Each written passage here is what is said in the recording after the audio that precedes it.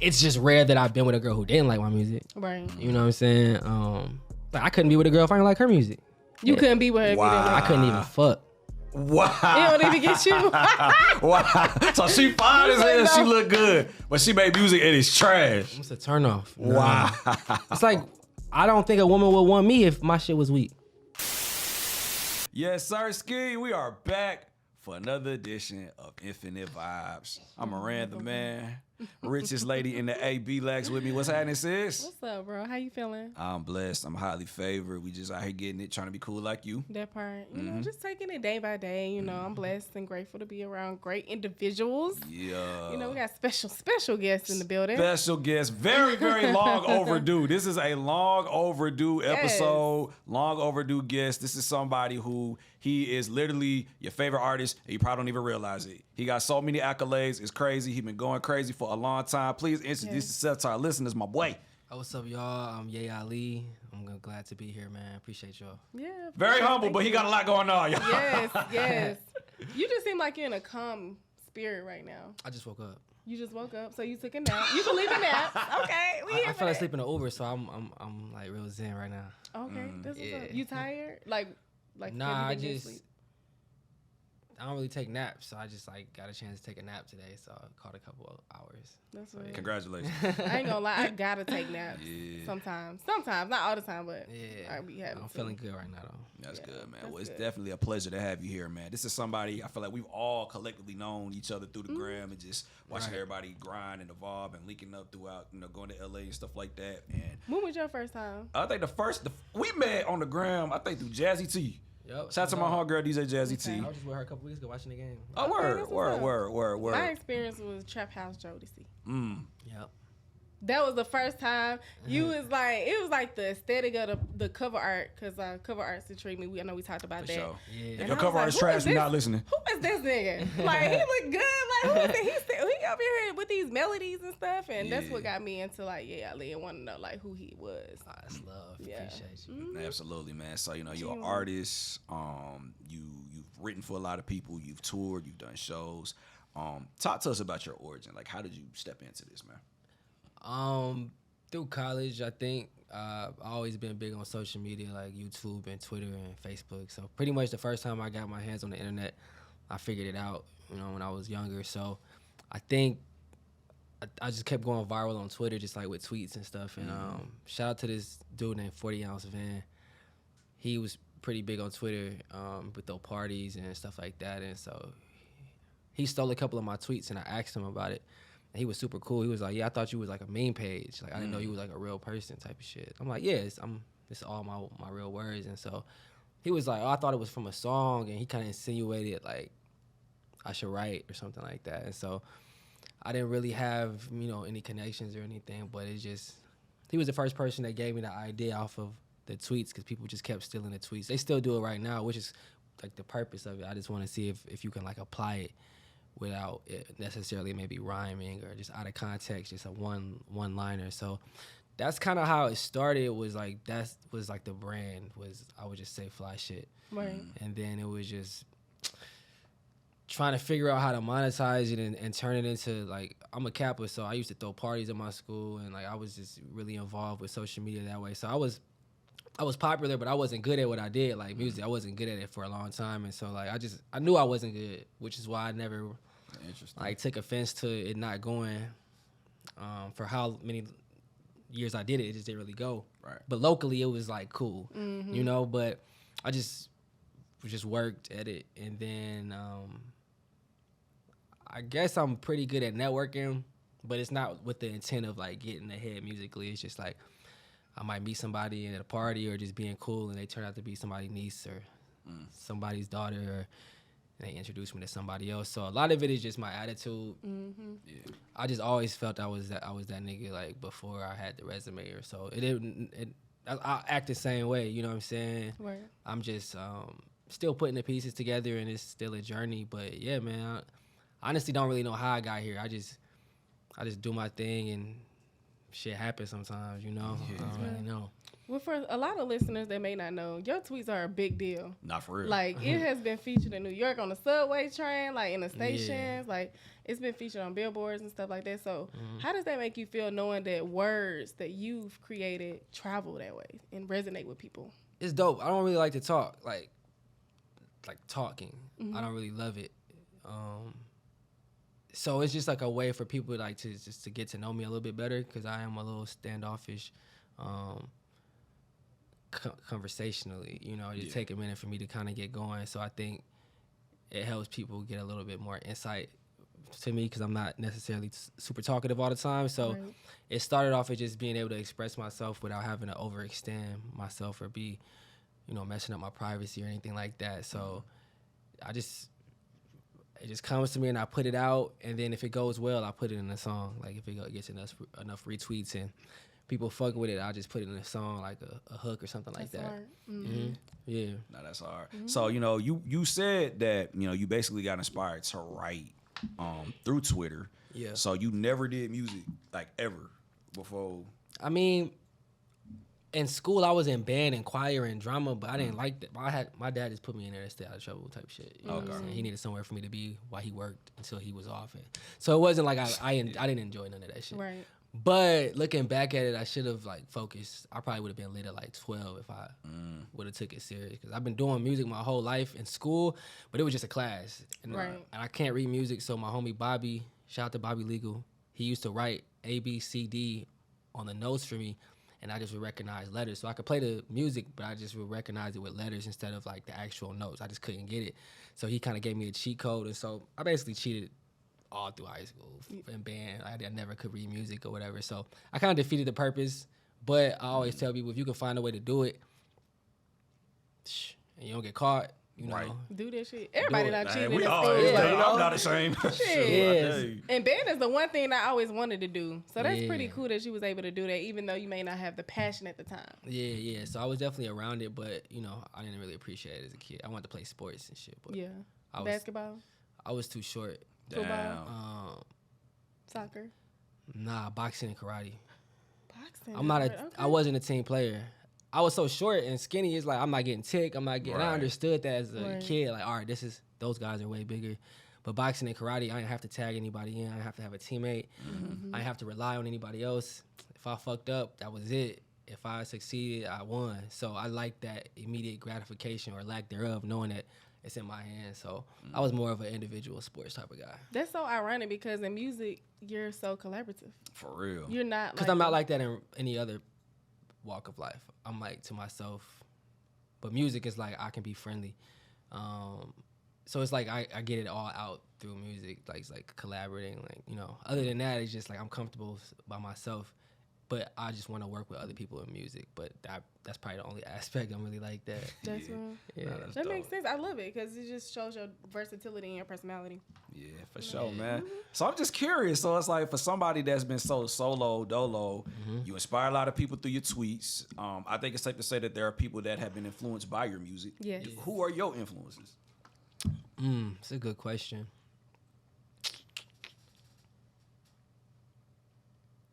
I would say like a couple different people for different reasons. Like, this is super random, but like Wesley Snipes. When I was a kid, I was a huge fan of Blade, right? Oh, for sure. So I ended up being like a huge fan of pretty much all his movies. My dad would put me on, and so like I like the way he talked in movies, and so I'm not sure the correlation, but I just feel like I incorporated that in how I talk to people. Once I knew they were like, I had their attention. Yeah. You know what I'm saying? I just he was like captivating, a little funny, a little condescending, but it was enough of it to where you would want to listen. So Wesley Snipes was like a blueprint for me in a random way. Shout out to Wesley, man, if you're listening. For sure. I know, right? Shout out to Nino Brown, man. I know, right? Yeah, like I'm a big karate fan, so like a lot of martial arts, and it was just cool seeing like guys who looked disadvantaged beat up the biggest guy in the room on those movies, and so I was a huge martial arts fan, and so I think that gave me my confidence, like karate and just being athletic, and so those type of people, and then musically I would say The Dream is one of my favorites. T-Pain. Like Cameron's like my favorite rapper. Like I just liked his brash delivery and style, and like I never seen him hold back. Yeah. You know, and he gets it out in a comedic way, kind of to where it's like he's super honest, and like I fuck with Cam. So Cam, Jim Jones, Jewels, all those guys were like childhood fixtures for me as far as like style and building confidence. Musically, it's like, so I listen to so much stuff, and I don't really have I want to be like that guy. I like Prince, his style, but I like Michael music more. But I feel like Prince was more free than Mike was, you know? So like those two for sure, as far as just the way they carry themselves. And so, yeah, I'm big on confidence. Like I just like people like Dennis Rodman. As a kid, I just always liked people who just did what they did, and, you know, you had to just, you know, like it or not. And so you got to kind of adapt that when you're moving around, and you leave yourself as an artist open to criticism when you put your art out. So you got to just stand on it or just not put it out. So it's a bunch of people who I kind of, you know, my dad is like my best friend. So like, that's like the number one. But yeah, it's, you know, Power Rangers. There's so much random stuff that had a good effect Your on childhood, me. it seemed like, in general. Because you brought up karate, I'm curious. You watched Three Ninjas? Yeah. What was your favorite one? I don't even remember the movie that much, honestly. I can't even lie. I probably ain't seen that since a kid. Damn, Three Ninjas was the shit. They had a bunch of movies like 3 and 4. Yeah, I remember. I didn't watch either. Three Ninjas was the shit. Three Ninjas, man. I forgot. Yeah, damn, I ain't seen that in a minute. Nah, you gotta wait, man. That's I what's think up. childhood really do have a big impact on how we are today. Like the fact that we was outside and then we was able to still see dope shit on TV. Right. Like I feel like that's what's missing with the new generations. Like they don't have both. It's like they can't be outside, they on a tablet, and the shit they watch on TV is so reality. It's like, what the fuck? Like, you know, it's not creative, you know, as much. I would say. But I do gotta ask the question because, you know, like Diddy did put out there that R&B is dead. What was your thought process behind, like, when you saw that? Did you believe that, or do you feel like nah? Because it's, you know, so many dope R&B artists, like, you know. I don't really listen when niggas say shit like that. I just feel like he was trying to get a conversation going. I don't think that's what he meant. Like he actually meant it. I think you know, you gotta say shit just to get people talking and get That's a conversation going. So I never seen a video where he said that, but I seen the people saying people said R&B is dead. But if people say that, you should just look at SZA numbers, and that's really all I gotta say. Oh my Like, gosh, put SZA up against anybody. If R&B is dead, like, you know. Facts. She was number one. And for it's a how many woman, weeks? and it's a woman too, Right. which they say is disadvantaged for black women in music. And it's like, No. if she fighting that and fighting R&B being dead, and like, you know, She's the face of it. you know, Even with Summer, I feel like she did a good she job. always do numbers. Yeah, so it's like, it's something to say. I've heard people say hip hop is dead. I heard people say rock and roll is dead. It's shit people say to just get people talking. But yeah, I don't really think, I never really thought about it like that. Yeah. That's real. That's cool. I just wanted to know your output because I don't really, so many dope. I listen to her. I like Sir. For sure. It's just too many. Brent Fayez. Of course, yeah, Ali. Of course. Because, like, you know, the thing about R&B is, like, right now, it's like, I feel like with artists like yourself, a couple of artists that we just named, y'all are really helping the genre evolve. You know what I mean? Like, we say it all the time. It's like, R&B isn't just singing in the rain in leather and being sad. Like, that's not R&B no more. Like, it's evolved. Like, it's okay to sing about street shit. Right. It's okay to sing about other things. So, I mean, it's crazy because when I hear people who say the difference in subject matter, I wonder how much music they listen to. I just listened to Jodeci's first album over here, and I think Ride and Slide or something like that. He's like naming LA cities like Compton. He's like, yeah, motherfuckers. He cussed like 8 times before the song. So I'm confused on what people, when they say that, it's like, that song was made 20 years ago. He cussing, they talking about pussy. Like, what is we talking about? Right. Like, you know, Jodeci and groups like that, Melvin Riley from Ready for the World, his solo album, 20% cussing in it. Right. And he came from Ready for the World, Oh Sheila, and Let Me Love You Down and shit. So it's like, I don't think people really listen to as much music as they talk about. You know, it's just, that part. you know. Misinformed. It's been ratchet. Yeah. It's been ratchet. For real. It's been toxic. It's been, you know what I'm saying? So many aspects of music. Drew It's Hill like, in my bed. it's been That part. filthy. Toxic. Homie, hate on your homie, Dirty Mac, like that's, it's been treacherous shit like that. That's why when you hear stories about older artists, this guy beat up this dude. You don't hear that about rappers. You hear that about R&B niggas. This Right. nigga beat up this dude backstage. This dude shot, James Brown shot up this dude. How, like, Mm-hmm. you know, it's a reason that energy is in R&B. And it's a reason why a lot of R&B artists back then die young. Like, they were living a crazy lifestyle that if you're walking a tightrope and living so classic and not, then you would be still alive probably as an older person. But they were living, people like, oh, Lil Pump and da-da-da. It's like, bruh, they were acting the same way when they were younger. Right. You know, it's just like we got the internet. So I think it's always been music like that. Like, it's always been, you know, deeper than just like love. It's so many aspects. It's street shit. Like, you know, Yeah. it's I feel like you the know, side nigga shit came from the 90s R&B because they was talking about being a side nigga the whole time. You're my like, little and secret. excited. Right. Yeah, like it's always been like that. Yeah. But I think each generation, it's like with basketball. People look at the 70s and 80s, be like, oh, those dudes, nah, they can't play today. Or that dude's not as great. It's because, all right, if we still alive in 40 years, listen to what they say about Bron. They gonna say he wasn't as good. Yeah, they say Oh that no, now. he was just playing against. They're always gonna rewrite history when you're so far removed from it. But that just goes with anything. So like, music's no different. That part. Yeah. Big bars. Yeah. Yeah, Ali came with the heat, man. Hey. He came with You it. be speaking. Yeah, nah, that's what's up, man. That's what's up. So, talk to us about your creative process because listening to your music, to me at least, it sounds like you really do take your art serious. It doesn't sound like you just go in the booth and you just say some shit. You just throw some stuff out there. Yeah. My process changes. It depends on what I'm working on. If it's for me, it's a different process. For somebody else, it's a different process. But for me, usually it's simple. Smoke a little bit, play some beats, get my phone out, voice memo, Right. and then go to the studio next day. That's really it. I do just get on the mic and say shit, Really? but then I just like edit it afterwards. Like Word. do it a couple different times and just like filter in what I want. If I see a story in there, okay. I always say like, I won't steer me wrong. So even when I'm freestyling,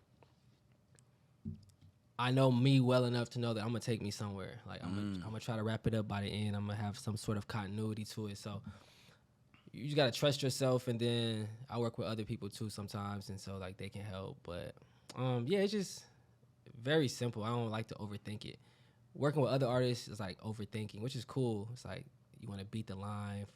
This guy says this, and it's like you spend 3 hours making one song, one part of the song. Whole time we could have did that shit in 20 minutes, but we wanted to fight it out and see who could say the best line. So like that's cool for sharpening your skills, but I don't love that type of competition in the studio. You It's kind of like yo. No, it's like if you got something better, do it.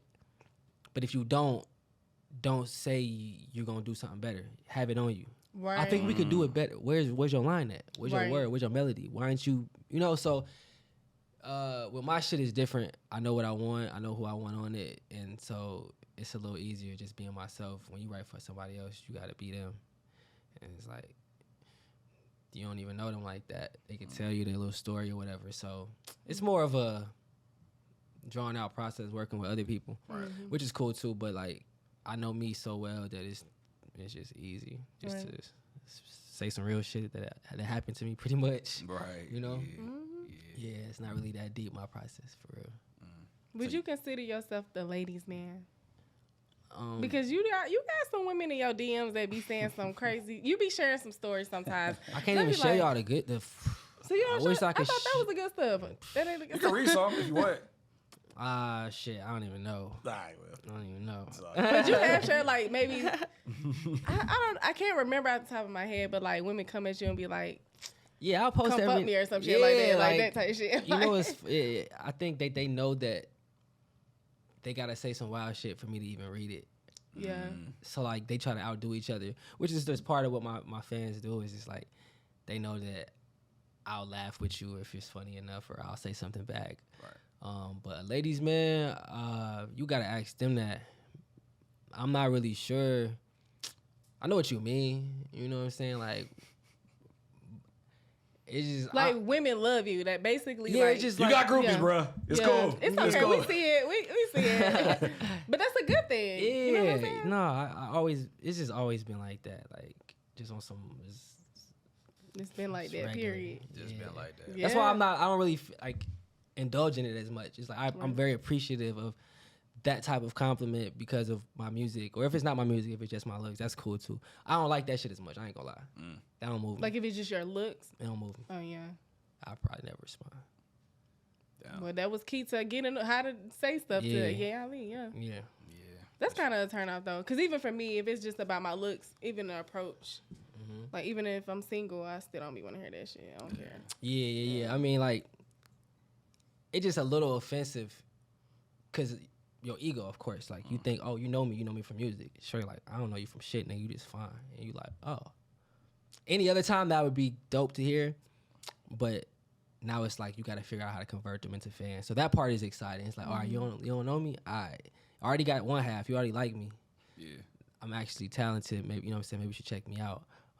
So it's always fun converting fans into people who just just like how you look or like your pictures or something. So That's true. I like a challenge too. Now, have you had to convert somebody you intimate with into a fan? Like like somebody like I don't know you, but I'm gonna be a buck. That's a good question. It's not. I don't want to generalize, but I would say this: women like to, with me, act like sometimes that they don't really be tapped in when we on that level, Talk right? about it. Because I know exactly And what they you're talking think about. that I'm gonna make them feel like a groupie. Or I'm gonna put them in a category to where now we're on different levels because you fuck with what I do artistically. When the best thing you could do is let me know that.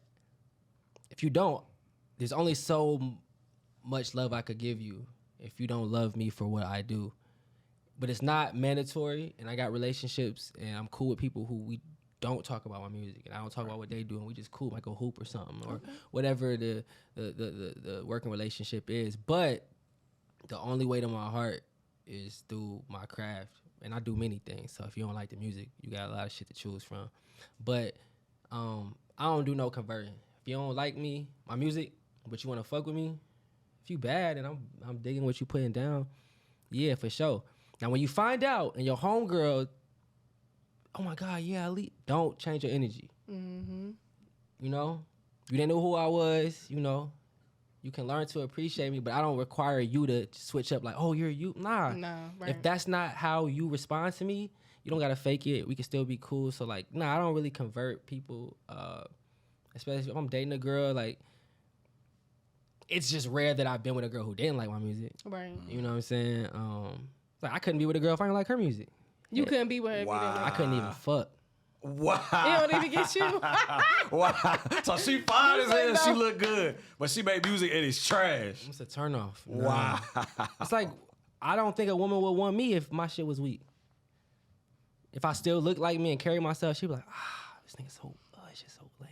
Like, that's always in the back of your mind in the attraction. And so my reason is different. It's like I just wouldn't want to, because I wouldn't want you to think intimacy means we gonna work. Right. That part. But if I fuck with your music and you want it to work later, that's cool too. Or, Right. you know what I'm saying? But nah, I couldn't date someone who I didn't appreciate their craft or I wasn't a fan. I gotta be a fan. I want to be a fan of my shorty. At least you being That's just real. me. Oh, you one of them. Like, look at me. I'm reposting. Yeah, I need. You know Yeah. what I'm saying? Like that's like sexy to me. Like That's what's up. having, bragging on you and shit. Nah, that's real. Now, so have you been in that scenario where it's like you had to let Shawty know, like, I can't be with you no more because I heard your music. Oh no. It ain't no more. I know. Yeah, we not even. That ain't gonna happen. It ain't even gonna happen, right? Like it don't even start. I'm gonna be honest. I done messed around. I had to stop fucking at work. You feel me? For sure. Like, so I was like, all right, no more producer girls, no more songwriter girls. Let me just be a professional. So like a couple of my last girlfriends were in the industry, and it wasn't a bad situation. It was cool. We just couldn't turn work off. We do the same thing, and all we talk about. We try to withdraw, but we couldn't. So that was the only drawback, was we were so passionate about what we did, it just couldn't turn it off. It's Right. like, yeah, it was just like stressful. Because you just want to not be about. Sometimes do you not want to be about work all the time? Like you I need your for sure just decompression? want to. Yeah. If I'm home, I don't want to have to, But if you love somebody and you rocking with them, that's different. But if it's like building stages, you know what you like and you know what you don't like, and you know what you you know, what your bandwidth is. And so, yeah, I had to stop dating in the industry. Ooh, you now. done got some producers on the list. Stop playing. Yeah, slaughter producers, boy. Right. At least you fuck with female producers, you know. I fuck with that. Yeah, songwriters, they all raw. Like, some very talented women. Like, I got a lot of talented homegirls that I always call in the studio when I need help, or email them something. Like, yo, I need melodies on here. I need a verse. So it's if you cross that line, it's kind of hard to get that same workflow. Right. And that's really what I care about is work. So I'm like, oh, I fucked up the work because we got intimate. All right, let me be smarter next time because I value what you bring. I don't want to have to not be able to work with you because you're mad at me or I'm mad at you. So it's just a learning process. You know, as you get into it, you understand some shit ain't worth it. Right. Yeah. At least right now. Right now. Later it could be worth it. But Moran say that all the time. Yeah. Like you be like, where to work at though? I don't care. We not trying to fuck. Like, I don't be tripping. You know, 'cause, I mean, if it come, it come. If it right, come. for sure. Like, yeah. Yeah, for That's sure. a good way to be. You learning. Yeah, I'm learning for sure. How would Ye Ali describe his sound? My sound, I would say, I used to get his answer a lot, and I felt like it was cheating. But like Trap House Jodeci is like I made it up for like it's all encompassing. Like that's what it is, you know. Where did that come from though? Because that's very creative. Like, I was DJing in college, and my frat brother Brian Sanders, shout out to Scriggs. I used to play chopped and screw music at the party, so he's called me DJ Trap Jodeci, and I just added the house because our frat house was called the Trap House. So that's pretty much how I got it. Yep. that's hard. Yeah. And you pledge for people that don't know. Yep. Alpha Chapter. Oh, in India. Originator. Yeah. Jeez. I don't know about you other Kappa niggas. We fuck with y'all, but like. You know, He a super noob. He real that. He real. He plays. How was that though? it was great. Like I said, I'm not a single child, like, but my parents only had me together, and they had kids with other people. So in the house, it wasn't many kids. It was really just me. So I think that kind of is why I'm not as like talkative or like big friend groups. But like being in a frat like helped me build camaraderie, and like I wasn't a team player, and then we hooped together. We did intramural, so a bunch of stuff I never did. Like they kind of helped me grow and learn to like trust other people. Like we got a group chat now. That's what's up. We go on a trip next month. Like those my real brothers, and That's so probably dope. wouldn't have had any. I probably would never develop that had I not pledged for sure. Cause Right. you know I'm very self-oriented, and then you know being on a team. If you fuck up, you hurting the team. They gotta tell you, like, bro, you hurting us. You fucking up. And I never had that type of accountability until I joined the frat. So I was like, oh, my actions are fucking with you. All right, I gotta be more responsible. So yeah, shout out to the frat. It definitely taught me, you know, a lot of valuable lessons for sure. I feel that. I feel like college in general is that, like an experience. Like the education is cool, but we ain't gonna lie, that education cap though. Like you do not have to have this shit to be rich, bro. Stop playing. But you know the experience, meeting people, networking. You know, like you said, building leadership skills and being a team player. Like that's the shit that's important. Yeah, I agree. Yeah. That's dope. What made you want to join? Like, you know, what made you say, I'm gonna be a noob? Like, let me see you out. This Mexican dude named Aaron Ramos. Shout out to Ramos. But he was he went to my school, but he was from where I was from in Northwest Indiana. So I would see him at the mall on Christmas break, and he was all the Jordans, baddest black girls in his school. Like he was like a real Mexican, come over like a real Mexican dude. He was that dude, but right? just fly, just like.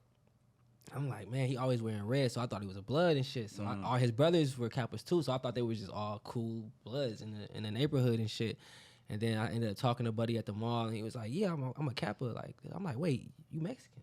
He was like, yeah. Like, and it just opened up my world because I didn't know you could join a black frat, and you know, we had white members, Hispanic members. So that was my dog, and he just took me under his wing, took me to the shoe places that wasn't crowded, that I can get the women's sizes that had the exclusive colorway. So it was just he put me on game how to get fly, and so that was it. That's what's up. That once I seen that, I was like, oh yeah, I want to be a Kappa. That was really it. So he already exemplified the brotherhood. Basically. Yeah, he was just fly, cool, like wasn't standoffish. He was older than me, but like, he wasn't like didn't little man me or anything like that. And I appreciated that type of. And then I was an RA with him. He helped me get a job on campus. He was a great dude. Everybody was like super solid. Y'all still keep in touch?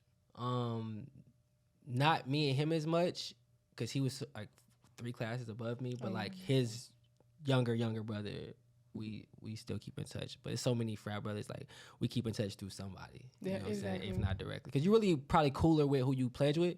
But if they're younger or older, it's like you might not talk to them as much, but it's always still that love. Right. Yeah. It's a lot of noobs in the industry too, man. Yeah, for Y'all real. are deep as hell. Yeah, man. It's a lot of y'all. For sure, man. Now, one artist that we know that you're real close to as far as like what you've done as far as your work goes is Eric Bellinger. Yeah. You know, is he the? I think you said, correct me if I'm wrong, but he was one of the first people to like put you on stage and open up for him and stuff like that. Yep. So 24 Hours and Eric Bellinger were the first two people to put me on stage. That's respect. Yeah. That shit was different. Like, you know, like, because you already not a talking person. So, like, going on stage and seeing all those people, how did that make you feel? Like, I'm not shy. I'm just not talkative. it's a difference. So yeah. I can coexist in those environments and not feel this type of way. Right. But I don't necessarily have to talk in those moments. But for that, I have to talk or whatever. Right. It's way easier than talking to somebody one-on-one. So you enjoy that better, like, when you're on stage versus, like... Because even if they talk back, I can't really hear what they saying. Yeah. You know, it's less of a conversation. It's more of like a dictatorship. Like, y'all came to listen to me, so, like, we could talk like that. So it's a different confidence you get. Yeah, that's hard. So how did you and Eric like link originally? So shout out to my boy Milan. He used to be a photographer. Now he's an actor. He got a show on Disney. He got a black dude. That's dope. A Kappa as well. Shout out to my nigga. Hey. He's starring in this buddy cop movie with Arnold Schwarzenegger coming out next month. That's huge. He in the trailer doing all the press run. Good Morning America. Shout out to my dog. So I was sleeping on his couch. My other frat brother had linked us, and so he was like, "Yeah, bro, you can crash here like till you figure it out." So he's doing photography, but his personality is so crazy. I'm like, "Damn, bro, you taking pictures? Like, you know, it sounds like you should be on the other end. Like, somebody needs to be filming you, because he had just so much just charisma." And then we hooped together with Kevin Frazier. I think it's his name. It's I think Kevin Frazier. So he's a black gentleman journalist on Inside Edition or Good Morning America. One of those. Like, he's been on there for 20 years or whatever. That was like his mentor. So he'd take us over there to hoop, just like kick it. And then he was like, "Yo, come on set with me." He knew I wanted to do music. So he was like, "Yo, we'll play your shit. But just don't say it's you. Don't, you know what I'm saying? Don't be obnoxious. Just let it chill. If you catch somebody vibing, that's an inspirational thing for you to just, see."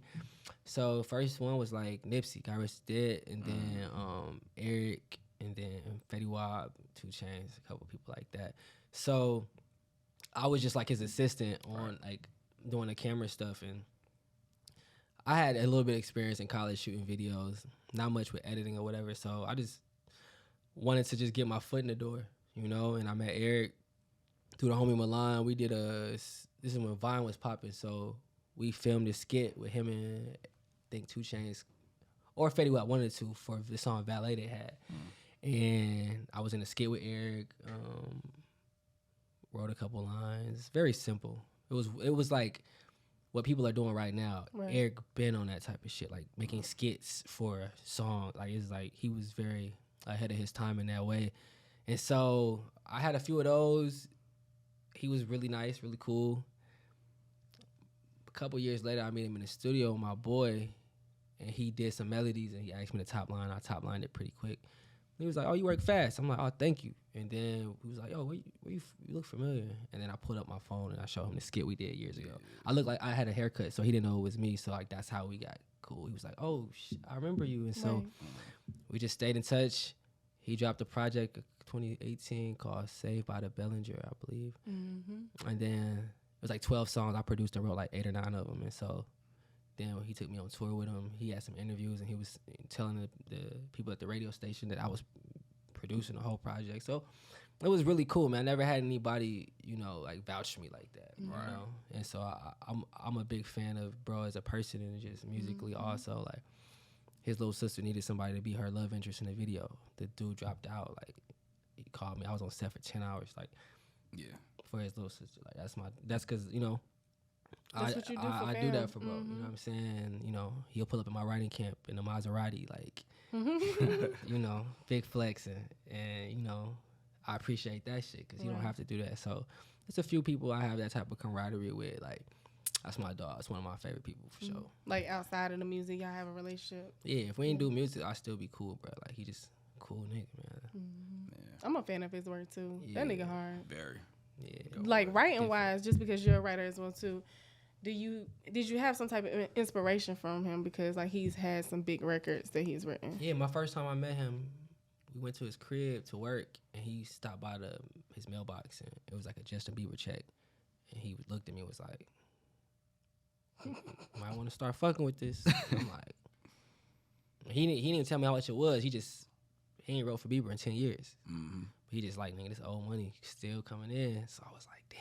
So that was really inspiring to see a young black man, married, kids, like dedicated. Like I was like, damn, I'm gonna be like that one day. He was only one day. I heard that. He is a family man. I love that about him. Cool we don't see that often. Yeah, like bro, be proud of that shit. Like it's fly. It's like, yeah. That's And y'all committed and y'all support each other. They got like the best relationship with each other. Yeah, man. It's dope. So we know that you're working on something right now. You got something in the tuck. Let our listeners know, man. What can we expect from this new project that you're executive producing the whole thing? It's basically your baby right now. Yeah, I'm executive producing this compilation project. So it's probably gonna be like 2 or 3 projects because there's too many songs for one album and shit for sure. But yeah, man, I had a lot of fun. We got Ant Clemens, Tone Stiff, Eric Bellinger, Kean Dixon, Homie Ballad, Jawai MP3, Reggie Becton, BK Habermel. Who else we got? Marco McKinnis. Hopefully that nigga Sway Lee jump on that song I sent him the other day. Sway, if you listening. Come on, Sway. Jump on that, my boy. That's all right. But yeah, I always wanted to, kind of curate a playlist, a project with songs that are unreleased, and pick all the beats, select the artists that are featured on there with each other. Because that's what I do as an artist, and people usually listen to me. I can get a bunch of people in one room who never worked, and it could be a little static with somebody they know, but I'll make it all evaporate, like, through just how I talk to people. And so that was always my superpower. Even since a kid, like, I could galvanize people to do good or bad. I'm like, yo, let's go egg this school. 15 motherfuckers. I might be cool with 4 of them, but I don't know where the rest of these homies came from, but they with it. So, like, my dad used to tell me, he was like, yo, you need to use that power for good because you can get anybody to jump out the window with you. Like, find something constructive for them to follow you, And it took years, But that's my strength, and so I love doing that in the studio. And so I wanted to, kind of be like the R&B DJ Khaled. I used to be a huge fan of his early albums because of how many Miami artists he put on there. And I could tell he was involved with who was on what, and it wasn't random. And so I always appreciated his dedication to selecting and A&Ring. And I think now it's more about the big names and who can stream the most, which is the name of the game. So, and he's dope for that, too, because he can do that. That's harder to navigate, too. We got a big Rolodex. You got to know who to put on the songs from that Rolodex. But I saw him do it with the Trick Daddies and the Plies and the Trinas and the Ludacris's, and the T-Pains and the Fat Joes and the Ace Hoods and the Movados. And with those people make a Lil Wayne, sprinkle him in there, Birdman, and like he made magic with those dudes, you feel me? Yeah. And those was like his homies. And so I always wanted to, build something, but I need other builders, not just tenants. And so, not everybody's gonna see the vision or understand. So I've been trying to do this for a couple years. The first time I tried it, I didn't really know how to approach it, so I just kind of just left it alone. And then recently I got back on it, and I think because I didn't advertise it. Once I tweeted it, that changed like the way the dynamic was, because then so many people were interested, and I didn't know. Like, I don't like asking people, even my homies. You'll have to hear about it and ask me why I left you off of it in order to get on it. That's just how I am. Because I respect you enough that I'm not gonna ask you for nothing for free, especially when I know you get money in this shit. I'm not gonna ask you. But then those be the homies that's like, bro, come on, like I want to get on it. I'm like, oh, I didn't think you would be down for that. So I kind of minimize my reach, I think, mentally, because I just want to stay as grounded as possible. But like, niggas fuck with me, people fuck with me, and so I got to start using that more. And so this was a way that eventually I want to transition out from being an artist. You know what I'm saying? Like, I'm a businessman first, and so the art was just a way for people to get hip to my business acumen and see my resume and see what I could do. And so you can't just come in the business world like, all right, I want to be the CEO. They're like, you ain't do shit. Who are you? oh yeah, I actually got 4 plaques. I produced this, and then now I have a resume to where, all right, I'm more valid all of a sudden. You know what I'm saying? Because I can name off some people who I worked with, and to you that means I'm worth something, Right. Which is cool. You know, so I just wanted to play into that more, and you know, I got Jetson on the album. I think OG Parker on the album. Yeah, man. So it's just been Good producers right there. Yeah, Jetson featured too. Beautiful, man. I love Yeah. it. Absolutely, man. 'Cause I love that. I love that you're stepping into it. Like you said, something you tried before, but now it's different because like you've accomplished so much. And with that being said, you did it all without no management. Yeah. Like, so you are a business because you've been doing it on your own for so long. Yeah, for Like, real. how does that make you feel as far as stepping into this new era? That you've done everything on your own. Are you thinking to expand now? Yeah, I mean, this shit is a lonely experience in so many ways, but it's gratifying like at the end. So I'm used to doing it alone. You know, every now and then I'll get help, or the angels and the stars are aligned sometimes. But I'm always open. But I just don't meet people like me. You know, and so instead of getting sour and getting jaded and looking for somebody like me, I gotta just keep doing me. That part. That's the only way this shit will be sustainable, and God will place the right people in my path along the way. But until then, I just gotta keep, you know, stepping pretty much. Big bars. Big bar. I like that. For sure. That's solid. Well, I'm glad that we was able to finally do this, man. This is a long overdue episode. Yay, Ali, our boy that pulled up. Yes. Thank you so much to congratulations to you on everything you got going on, Thank you, man. bro. You too. Like you really one of them ones, and people That really part. finna find out, man. Yeah. For real, for real. We're excited because we've been watching. I've been since 2017. Yeah, So Yeah. what's that? 6 years? hell yeah. Yeah, been a you minute. growing, man. You growing, It's man. hard. I appreciate y'all. So in closing, one thing that we always like to do, we like to encourage our guests to just provide positive words of affirmation. So what are some advice that Ali can provide to anybody on their way up, man? You gotta know who you are before they do, or they'll tell you. You know, so figure out that and just don't deviate. You know. Hey, Wise words. wise words. Please give our listeners your social media. Let them know how to get in contact with you other than this, my boy. Yeah, every social media is Ye. It's YE_ALI. Instagram, Twitter, TikTok. I think it's a 1 after the Ali or something like that. Cause I made an original one and I lost the login. So Dang. Like that. I had to make another one. But yeah, that's my social media everywhere. Yeah, Ali. I appreciate y'all. Hey man, we appreciate you, King. Got to dap up on the camera, man. Yes, This my guy it's right here, love. man. You know, I For give real. her- Absolutely, man. Congratulations to you on everything. Yes. Infinite Vibes, Miranda, man, Top Floor B-Lax. Hey, We yeah, y'all love, in the baby. building.